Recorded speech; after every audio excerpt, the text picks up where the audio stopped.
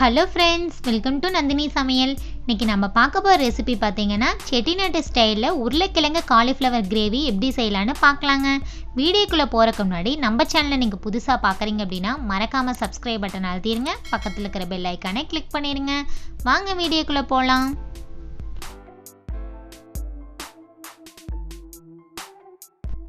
ஒரு நட்சத்திர சோம்பு, 2 பட்டை, 3 கிராம்பு, 2 ஏலக்காய் சேர்த்துக்கலாங்க. 2 டீஸ்பூன் கொத்தமல்லி எடுத்துருக்காங்க. சீரகம் 1 டீஸ்பூன், சோம்பு 1 டீஸ்பூன், வரமிளகாய் 2 சின்ன சின்னதாக கட் பண்ணி வச்சுருக்காங்க, அதையும் சேர்த்துக்கலாங்க. நல்லா வதக்கி விட்டுக்கலாங்க. பாருங்கள், இந்த மாதிரி நல்லா வதக்கி எடுத்துக்கலாங்க. ஸ்டவ் ஆஃப் பண்ணிவிட்டு கசகசா சேர்த்துக்கலாங்க. நல்லா கலரி விட்டுக்கலாங்க. சூடு ஆறுனதுக்கப்புறம் மிக்ஸி ஜாரில் சேர்த்துக்கலாங்க. அரைக்கிறதுக்கு தேவையான அளவு தண்ணி சேர்த்துக்கலாங்க. பாருங்கள், இந்த மாதிரி நல்லா அரைச்சி எடுத்துக்கலாங்க. கடாய் சூடானது தேவையான அளவு எண்ணெய் சேர்த்துக்கலாங்க.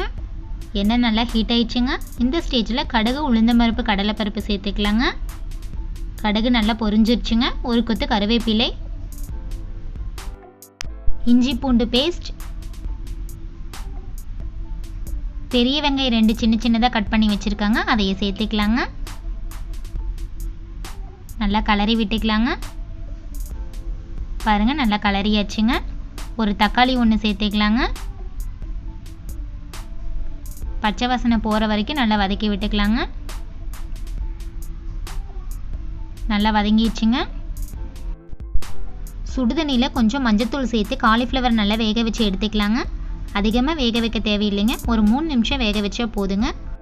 2 உருளைக்கிழங்கு நல்லா வேக வச்சு இந்த மாதிரி கட் பண்ணி சேர்த்துக்கலாங்க. நல்லா வதக்கி விட்டுக்கலாங்க. அரைச்சி வச்சிருக்கிற மசாலாவை சேர்த்துக்கலாங்க. மல்லித்தூள் 1 டீஸ்பூன், மிளகாய்த்தூள் 1/4 டீஸ்பூன், கொத்தமல்லி தழை 1 கொத்து அளவுக்கு சேர்த்துக்கலாங்க. தேவையான அளவு உப்பு, நல்லா கலரி விட்டுக்கலாங்க. ஒரு சின்ன டம்ளரில் 1 டம்ளர் அளவுக்கு தண்ணி சேர்த்துக்கலாங்க. கிரேவிக்கு அதிகமாக தண்ணி சேர்க்கக்கூடாதுங்க. ஒரு 3 நிமிஷம் நல்லா வேக வச்சுக்கலாங்க. உங்களுக்கு குழம்பு பதத்துக்கு வேணும்னா இதில் தேங்காய் பால் கூட அரைச்சி சேர்த்துக்கலாங்க. நான் தேங்காய் பால் சேர்க்கலைங்க. அவ்வளோதாங்க, செட்டிநாட்டு ஸ்டைலில் உருளைக்கிழங்கு காலிஃப்ளவர் கிரேவி ரெடி ஆயிடுச்சுங்க. இந்த வீடியோ உங்களுக்கு பிடிச்சிருந்தா லைக் பண்ணுங்கள், ஷேர் பண்ணுங்கள், கமெண்ட் பண்ணுங்கள். மறக்காமல் நம்ம சேனலை சப்ஸ்கிரைப் பண்ணுங்கள். தேங்க்யூ.